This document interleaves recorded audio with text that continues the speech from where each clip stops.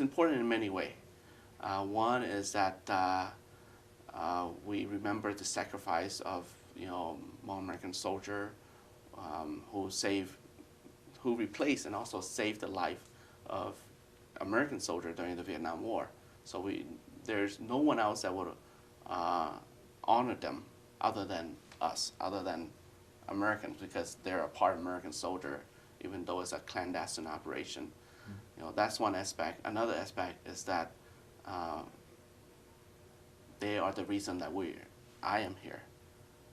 They are the reason that brought this generation that live here for 36 years now. And now I am the third Hmong American legislator. So in some way, the memorial, not just to commemorate their sacrifice during the war, but also a point to show the broader community and also us and the future generation that this is our home now. So it's a landmark that have many meanings. The sign that they have is a sprout. They refer to that as a vigorous sprout, and has several leaves, and each leaf tell different stories.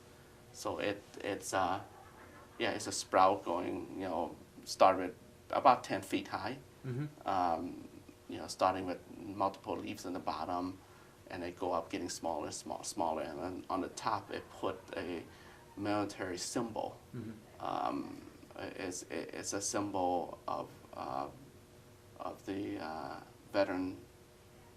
It's a Laotian symbol of those who fought during the war. Yeah, so that sprout had different layers and has storytelling around it.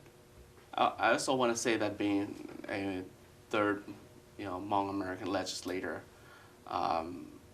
I spend a little time walking around the state capitol, and I see a lot of, cultural monument. I even see a Viking statue. I see monument, that depicting German immigrant and other ethnic group, around the Capitol. And I think this will be a good symbol to have, something to declare that this is home for Hmong American, and even though it connected to war, but it's also a symbol of immigration that we're here in the state of Minnesota.